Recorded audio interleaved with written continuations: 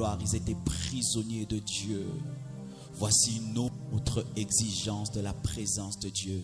Tu dois devenir prisonnier de Dieu. Tu dois te consacrer totalement à Dieu. Pas pour un instant, mais pour toute ta vie. Tu dois venir et rester là. Tu dois rire dans la présence de Dieu.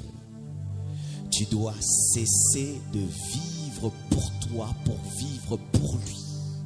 Tu dois cesser de vivre par toi pour vivre par lui.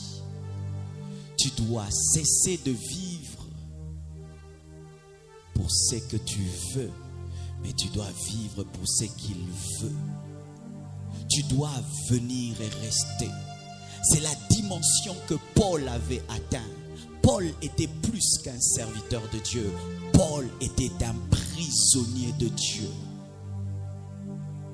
Seigneur, je refuse d'entrer dans ta présence et de sortir. Je veux entrer, ne plus sortir.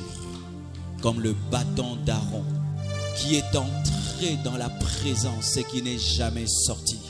Comme cette manne qu'on a déposée dans l'arche et qui n'est jamais sortie.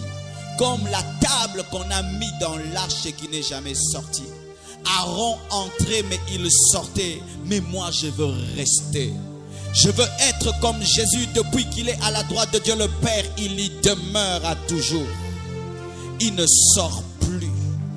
C'est pourquoi je refuse ces prières qui disent je veux entrer dans la présence. Non, je veux que la présence de Dieu qui est en moi se manifeste. Je veux que la présence de Dieu qui est en moi se manifeste